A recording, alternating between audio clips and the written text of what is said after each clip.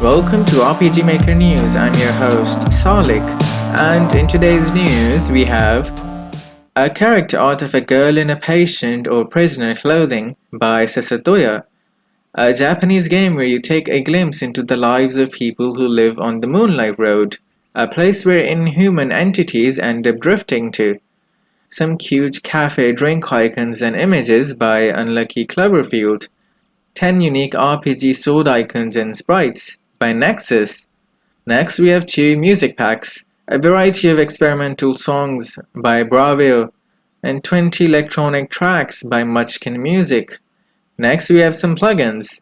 An MV plugin by Yura Razante that makes Q Sprite compatible with MV3D.